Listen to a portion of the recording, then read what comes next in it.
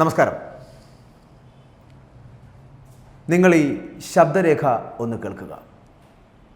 കേൾക്കേണ്ടതാണിത്. കാരണം നിസ്സഹായയായിപ്പോയ ഒരു പെൺകുട്ടിയുടെ രോദനമാണിത്.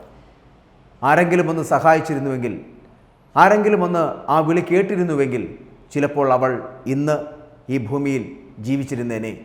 അവളുടെ മക്കൾക്ക് തുണയായി, കുടുംബത്തിന് നാഥയായി. പക്ഷേ അത് സംഭവിച്ചില്ല. കേൾക്കുക. ഞാൻ ഈ നശിച്ച ലോകത്ത് ഞാൻ എന്തിനും ജീവിക്കണം. സത്യത്തിന് നീതിക്ക് ഒരു വിലയില്ലാത്തടുത്ത് ഞാൻ എന്തിനാ ഇനി നിൽക്കുന്നത്? എനിക്ക് അത്രയും പ്രഷർ എടുത്ത് വെക്കാൻ പറ്റുന്നില്ല. എനിക്ക് അല്ലെങ്കിൽ തന്നെ ഒരുപാട് ഉത്തരവാദിത്തങ്ങളുണ്ട്. എനിക്കെല്ലാം കൂടി രാവിലെ 5 മണിക്ക് തുടങ്ങുന്നതാണ് എൻ്റെ ലൈഫ്.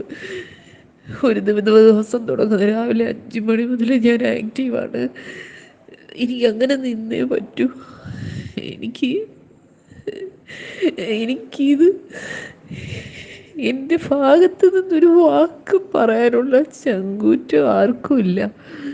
ഞാൻ ആ ഉമ്മ വരെ അവനെ തൊഴുതോണ്ടിരിക്കുന്നുണ്ട്. അവൻ്റെ കാറിലാണ് കയറി വന്ന ശ്യാമിൻ്റെ. ഞാൻ ഇത്രയും ആൾക്കാർ ഇത്രയും അന്യായത്തിന് എത്രയും പേര് ഒരുമിച്ച് കൂട്ടി നിൽക്കുമ്പോൾ ഒരു സത്യം ഉയർത്തിപ്പിടിച്ചുകൊണ്ട് ആ സത്യം അതിനെനിക്ക് ഡോക്യുമെൻറ്റ്സ് ഉണ്ട് സപ്പോർട്ട് ചെയ്തുകൊണ്ട് ആ സത്യവും അതിനുള്ള തെളിവുകളും മാത്രമേ എൻ്റെ കയ്യിലുള്ളൂ. വേറൊന്നും എൻ്റെ കയ്യിലില്ല. ഈ പറയുന്നിടത്തെല്ലാം കയറി ഇറങ്ങി നടന്ന് ഇത് തെളിയിക്കണ്ടേ? ഇത് കാണിക്കേണ്ടവർ എനിക്കതിനുള്ള ഇത് കിട്ടുന്നില്ല. ഞാൻ മീഡിയയ്ക്ക് ഫോർവേഡ് ചെയ്യുക. ഞാനെല്ലാം എഴുതി മീഡിയയ്ക്ക് ഫോർവേഡ് ചെയ്യുക.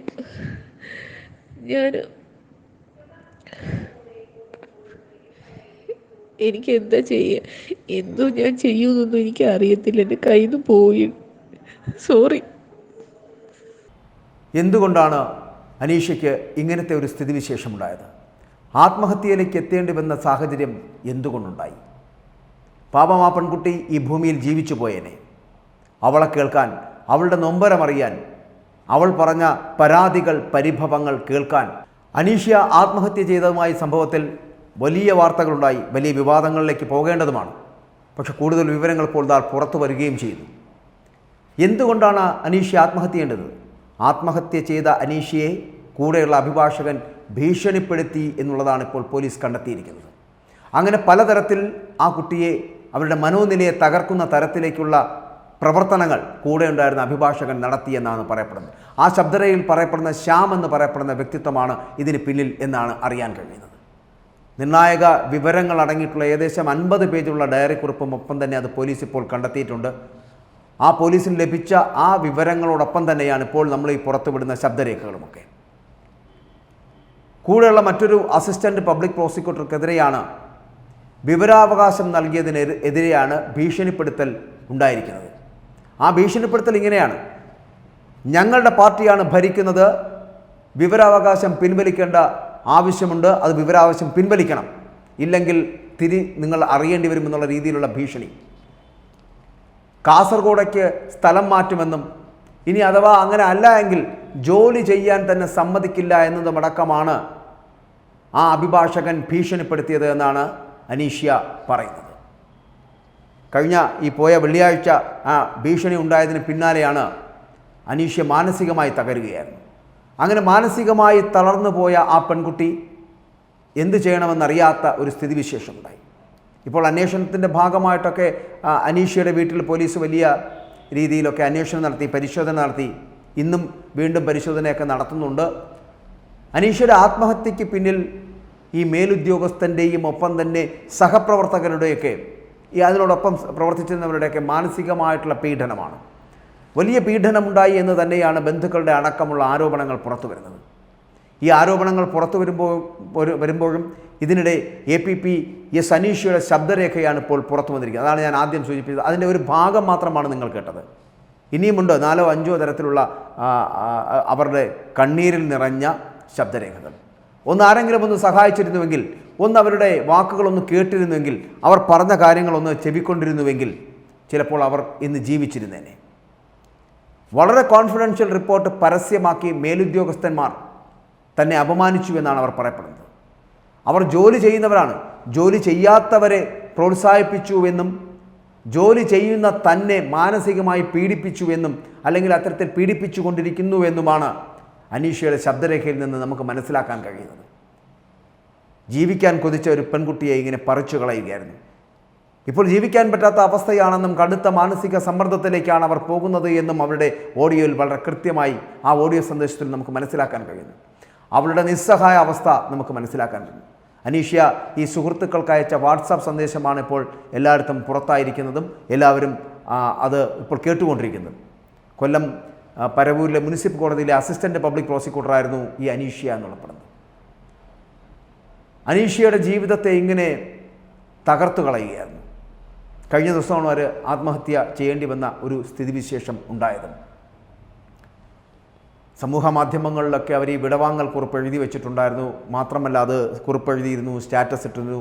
ഇതിനൊക്കെ ശേഷമാണ് അവർ ആത്മഹത്യയിലേക്ക് പോയത്. അവർ പറയുന്ന ശബ്ദരേഖയിൽ പറയുന്ന പോലെ ഞാനിനി എന്ത് ചെയ്യും, എന്താണ് ചെയ്യേണ്ടത് എന്നുള്ള അവരുടെ നിസ്സഹായ അവസ്ഥ അത് ആര് കേട്ടാലും, ഏത് മനുഷ്യൻ കേട്ടാലും അവരുടെ ഹൃദയം ഒന്ന് പൊള്ളുന്നതാണ്. കഴിഞ്ഞ ഏകദേശം 9 വർഷമായിട്ട് ഈ പരവൂർ കോടതിയിൽ APP ആയിട്ട് ജോലി ചെയ്തു വരുന്ന സ്ത്രീയാണ് അനീഷ്യ എന്ന് പറയപ്പെടുന്നത്. ആ അനീഷ്യ നേരിട്ടത് വളരെ ക്രൂരമായിട്ടുള്ള തൊഴിൽ മാനസിക പീഡനമാണ് എന്നാണ് ബന്ധുക്കളുടെ അടക്കം പരാതി എന്ന് പറയപ്പെടുന്നത്. വലിയ പീഡനമാണ്. കാരണം സഖാവായതുകൊണ്ട് എന്തും വിളിച്ചു പറയാം. ഞങ്ങളുടെ പാർട്ടി ഭരിക്കുമ്പോൾ ഞങ്ങൾ ഇഷ്ടമുള്ളത് ചെയ്യും. കൂടെ ജോലി ചെയ്യുന്നവനെ ജോലി ചെയ്യൂ എന്ന് പറഞ്ഞതിനാണ് ജോലി ചെയ്തുകൊണ്ടിരുന്ന ഈ പാവപ്പെട്ട അനീഷ്യക്കെതിരെ മേലുദ്യോഗസ്ഥന്മാരും കൂടെയുള്ള അഭിഭാഷകരും അടക്കമുള്ള സുഹൃത്തുക്കളടക്കം ഒറ്റപ്പെടുത്തിയതും ഈ പാവപ്പെട്ട സ്ത്രീയെ മാനസികമായി പീഡിപ്പിച്ചതും അവർക്ക് ആത്മഹത്യ ചെയ്യേണ്ടി വന്നതും. ഒരാൾ പോലും നിയമത്തിൽ നിന്ന് പുറത്തു പോകരുത്. അഭിഭാഷകരെന്ന് പറഞ്ഞ് കോട്ടിട്ട് നടക്കുന്നതിനപ്പുറം നിയമവും നീതിയും എന്താണെന്ന് മനസ്സിലാക്കാനുള്ളതും ഒപ്പം തന്നെ മനുഷ്യൻ്റെ മനസ്സ് എന്താണെന്ന് തിരിച്ചറിയേണ്ടതുമുണ്ട് ഈ കാബാലികന്മാർ. അവരുടെ പല കാര്യങ്ങളും അവരവരുടെ ബന്ധുക്കളെയും സുഹൃത്തുക്കളെയും ഒക്കെ നിരവധി തവണ അനീഷ്യ അറിയിക്കുകയായിരുന്നു. പക്ഷെ ആരുമൊന്നും സഹായിച്ചില്ല എന്നുള്ളതാണ്. ജോലിസ്ഥലത്ത് അവർ നേരിടുന്ന കടുത്ത അവഗണന, കടുത്ത മാനസിക പിരിമുറുക്കം, കടുത്ത മാനസിക സമ്മർദ്ദം ഇതൊക്കെ നേരിട്ടിരുന്നു എന്ന് വ്യക്തമാക്കുന്ന തരത്തിലുള്ള അവരുടെ ഡയറിയും ഒപ്പം അവരുടെ ശബ്ദരേഖയുമൊക്കെ ഇന്ന് കേരള സമൂഹം കേട്ടുകൊണ്ടിരിക്കുന്നു. നിലവിലത് അസ്വാഭാവിക മരണത്തിന് മാത്രമാണ് ഇപ്പോൾ കേസെടുത്തിരിക്കുന്നത്, പോലീസ് കേസെടുത്തിരിക്കുന്നത്. പക്ഷേ ഈ അസ്വാഭാവിക മരണമല്ല ഇത്. കാരണം ഇവരെ മരണത്തിലേക്ക് തള്ളിവിടുകയായിരുന്നു. ഇങ്ങനെ ഒരു സാധാ കേസിൽ മാത്രം ഇത് ഒതുക്കരുത്. ഇതിൻ്റെ പിന്നിൽ പ്രവർത്തിച്ചിരുന്നവരാരാണോ അവരെയെല്ലാം നിയമത്തിന് മുന്നിൽ കൊണ്ടുവരിക തന്നെ വേണം. ആത്മഹത്യയിലേക്ക് നയിക്കപ്പെട്ടവർ ആരാണെങ്കിലും, അവർ ഇതിന് പിന്നിൽ പ്രവർത്തിച്ചവരാരാണെങ്കിലും, അത് മേലുദ്യോഗസ്ഥനാണെങ്കിലും ഇനി കൂടെയുള്ള ഉദ്യോഗസ്ഥന്മാരാണെങ്കിലും അവരെയൊക്കെ നിയമത്തിന് മുന്നിൽ കൊണ്ടുവന്ന് തക്കതായ ശിക്ഷ നേടിക്കൊടുക്കുക തന്നെ വേണം. ഇല്ലെങ്കിൽ ഇനിയും ഇത് തുടർക്കഥയാവും. പല സ്ഥലത്തും ഇത് നടക്കുന്നുണ്ട്. പല ഓഫീസുകളിലും ഇത്തരത്തിലുള്ള മാനസിക സമ്മർദ്ദങ്ങൾ നടക്കുന്നുണ്ട്. പോലീസുകാരടക്കം മരണത്തിലേക്ക് പുൽകിപ്പോകുന്നത്, അതായത് സ്വയം മരിക്കേണ്ടി വരുന്ന ഒരു സ്ഥിതിവിശേഷം ഉണ്ടാകുന്നുണ്ട്. അങ്ങനെ ആത്മഹത്യ ചെയ്യേണ്ടി വരുന്ന ഒരു സ്ഥിതിവിശേഷത്തിലേക്ക് പലപ്പോഴും മേലുദ്യോഗസ്ഥന്മാരും കൂടെയുള്ള സുഹൃത്തുക്കളും അടക്കമുള്ളവരുടെ നിരന്തര മാനസിക പീഡനം മൂലം പല ഓഫീസുകളിലും ഇത് നടക്കുന്നുണ്ട്. ഇന്നും നടന്നുകൊണ്ടിരിക്കുന്നു, ഇപ്പോഴും നടന്നുകൊണ്ടിരിക്കുകയാണ്. പക്ഷേ ഇതിനൊരു അവസാനം ഉണ്ടാകേണ്ടതുണ്ട്. അതുകൊണ്ടാണ് ഞാൻ പറഞ്ഞത്, ഇതൊരു സാധാ കേസാക്കി മാറ്റി ഇതിനെ മാറ്റരുത്. അതിനപ്പുറം ഇതൊരു അസ്വാഭാവിക മരണത്തിന് മാത്രമുള്ള ഒരു കേസാക്കി മാറ്റുന്നതിനപ്പുറം ഇതിന് പിന്നിൽ പ്രവർത്തിച്ചവരാരാണോ അവരെ നിയമത്തിന് മുന്നിൽ കൃത്യമായി കൊണ്ടുവരിക എന്നുള്ളതാണ്. ഇല്ലെങ്കിൽ അവർക്ക് തക്കതായ ശിക്ഷ ലഭിച്ചില്ല എന്നുണ്ടെങ്കിൽ ഇതൊരു തുടർക്കഥയാകും എന്നുള്ള കാര്യത്തിലും സംശയമില്ല.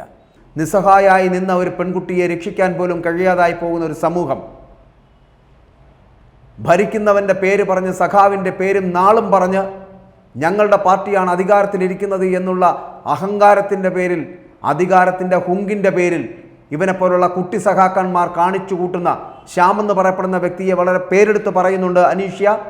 അവനെപ്പോലുള്ള കുട്ടി സഖാക്കന്മാർക്ക് ഈ ഭൂമിയിൽ ജീവിക്കാനുള്ള അവകാശമുണ്ടോ ഇല്ലയോ എന്ന് നിയമം തീരുമാനിക്കണം. നിയമവും നീതിയും വളരെ കൃത്യമായി കണ്ടെത്തേണ്ടതുണ്ട്. ആരാണ് കുറ്റവാളി എന്നുള്ളത്, ആ കുറ്റവാളിയെ നിയമത്തിന് മുന്നിൽ കൊണ്ടുവരിക, അവന് തക്കതായ ശിക്ഷ നൽകുക. ഇല്ലെങ്കിൽ ഇനിയും ഇതുപോലുള്ള പാവപ്പെട്ട പെൺകുട്ടികൾ ആത്മഹത്യയിലേക്ക് പോകുമെന്നുള്ള കാര്യത്തിൽ സംശയമില്ല.